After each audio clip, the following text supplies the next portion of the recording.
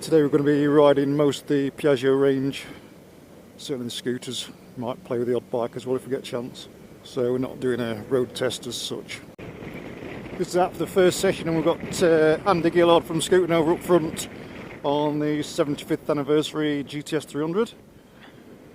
Then we've got Pete Henshaw in the yellow waterproofs in front of me on the Beverly 300, and I'm on the MP3 300.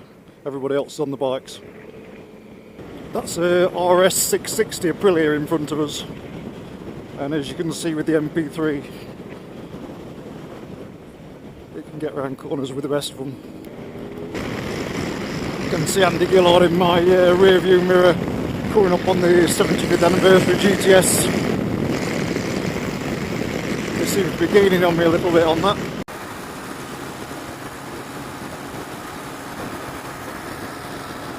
Bloody rev limiter kicks in quite harshly when you're getting up to 80 mile an hour and really throws you back. 80, 81 there, feel it coming back. Yeah. So Andy was just saying about the rev limiter on the GTS 300, and it really is quite a harsh rev limiter.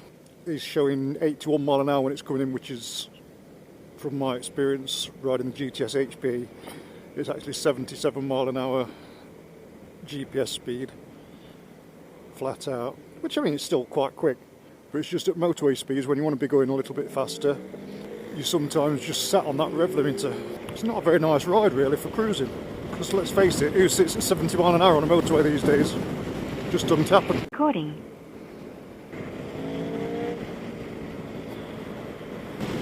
Just in case you're wondering, that's an Aprilia RSV4, about 20 grand's worth in front of us. And this little 300 ain't doing too bad.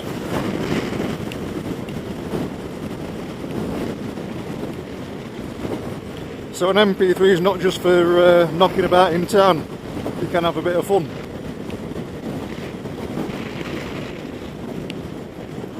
In fact, if you've never considered something like an MP3 as a sensible, well not sensible, as a tool for weekend playing, as well as going to work, you want to get out and ride one properly. If you want to read a lot more and see another video on the MP3 300, you can do a SLUK search for MP3, and we did a road test on one not too long back, plus we did the launch, so there's plenty of information there on ScooterLab. I tell you what though, it's nice to feel like you're getting back to some sort of normality again, and getting out riding. Out with a few of the bikes, scooters. Be nice to start doing rallies again, get a few miles under the belt. Last year's the least I've ever ridden since I was 16. And I'm sure it is for most people. It's a little bit of a different year for everybody. Let's hope we're sort of turning a corner and we'll get back to some sort of normal again.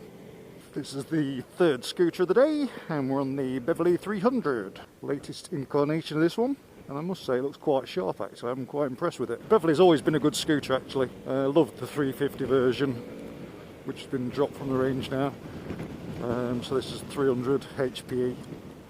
And it feels like a different scooter altogether compared to the GTS, which shares the same engine. Obviously the gearing's different with the different size wheels. The way it's set up is probably a bit different on the engine mapping. Although it looks a bit of a commuter scooter, it is actually quite a sporty thing to ride.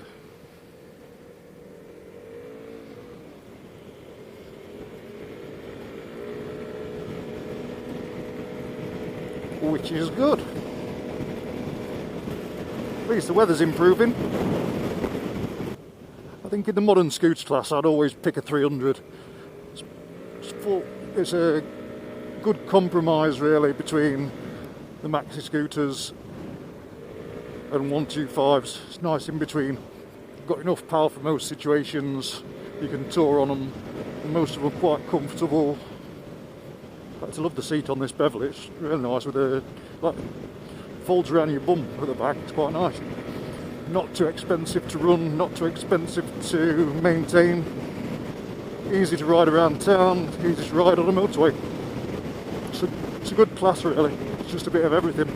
But as you can see, today we've been with bikes all day, and it's generally the bikes holding us up rather than the scooters holding the bikes up, especially through the corners. As you can see, we're behind the GTS 75th anniversary edition now. I'm still on the Beverly, and then Andy's behind me on the MP3. Three very different machines with one similar engine. All do the same sort of job but very differently. If that makes any sort of sense. Either that or I've been on magic mushrooms. So, if I was to pick an all-rounder from the Piaggio 300 range, I think I'd be tempted to go for a Beverly. It's quick, a bit sportier than the other two.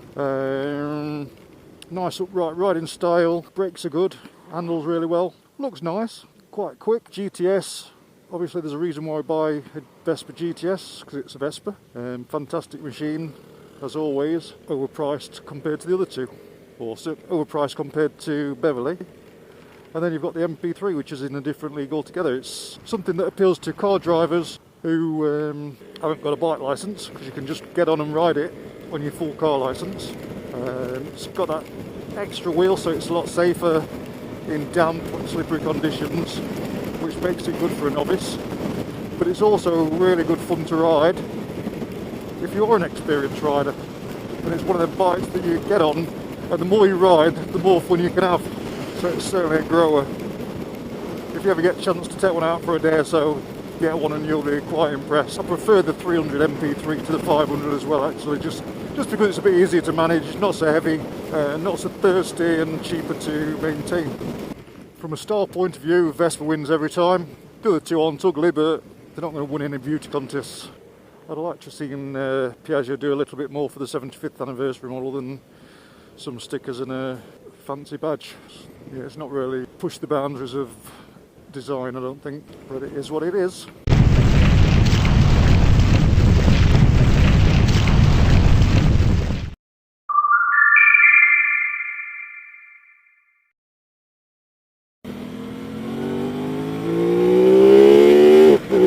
Not as much fun as a scooter though, is it?